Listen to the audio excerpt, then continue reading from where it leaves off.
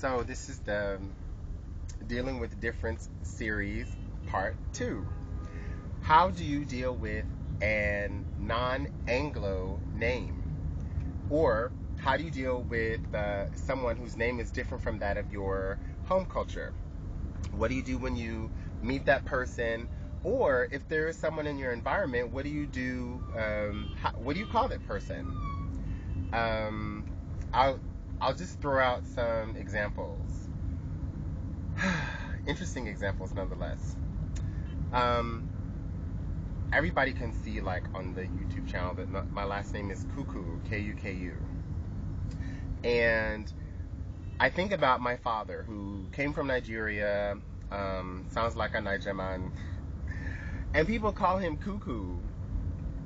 Now, he has a whole full name, but people call him Kuku, and I'm not discounting the fact that maybe he likes to call himself Kuku, but I do know that, like, people who are close to him don't necessarily call him Kuku. But there is this thing that it's easier. It's an easy name. It's 4 letters. I mean, look at my name, Dieprie. It has 9 letters. My grandmother gave me that name. I have a little cousin who has that name, spells it slightly differently. I like my name. I like the sound of my name. I like the fact that everybody says my name differently. So it's almost like people who are close to you get to have a pet name for you. And everybody in my family has a pet name, and it's enduring. That's why I call it a pet name. But of course, it's different from a pet that is subordinate to you. It's pet as in, I love you, as they say here in India. So, I have friends who call me, I have a friend who calls me Dip. I've had friends call me Debbie. Die is common sort of diminutive of Dieprie.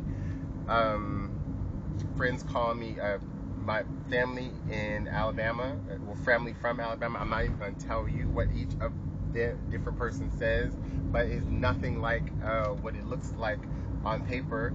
And I love that. I love that everybody, because, I have a cousin who's called Pearl by one aunt. She's called something different by another aunt. She's called, these personal relationships that we have. Again, that's the beauty of family, and you see it reflected in these names. But in your workplace, is there someone who you just, I'm just going to call you such and such? Oh, I'm just going to call you such and such? Or that's too difficult? You mean you can't you can't move your lips? You can't learn to move your lips. Look at me, I can't even. Learn to move your lips differently than you were accustomed to doing since you were stuck on your mama's titties? Honestly, if you can't learn to make a sound, and I know that it's more difficult for adults cognitively than children to learn new and different sounds, but I do think that even though it's difficult, this is where we have to separate. And I mean, I guess perhaps I'm a Libra and I'm always thinking split this heart and mind thing, but we do have to think consciously. Okay, so someone's name is differently than mine. Do I want to meet them and say, what's that, huh? What does that mean? Or make some, crude Anglo joke about somebody's name. Oh, their names don't have any syllables. Don't have any consonants, something. I mean, they're ridiculously things they're not racist per se, they're not xenophobic per se, but they're fear of difference, and then that builds and builds and builds, and all you hear is rhetoric around it, and all you learn are catchphrases to even talk about difference, and so then you're stuck.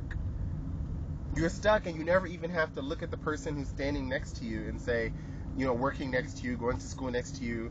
And I'm one of those people, my second grade teacher labeled me DK because she felt that my name is too difficult to say. Now, there are people today who call me DK, and those are people who I became friends with during that time period. And I have relationships with them, but separate from this label that she gave me. And I'm able to separate that. It's not like, my name is Toby and not Kunta Kinte or anything like that. It's not like I'm labeled as marked as some subordinate black other. But we cannot dispute the fact that this is one of the ways that race operationalizes itself in our daily lives, and systematically, too. Because how many of you have probably never even thought of just, calling somebody by their name, learning to say somebody's name? I mean, how difficult is it to learn to move your lips and tongue in synchronization with air moving in and out? you know. And I mean, it opens up a whole wide world to you if you could just learn someone's name, let alone the different customs they may have. But it all comes back to just a fundamental respect for the fact that there is difference, that there is diversity in this world, and you're either with it or against it. You're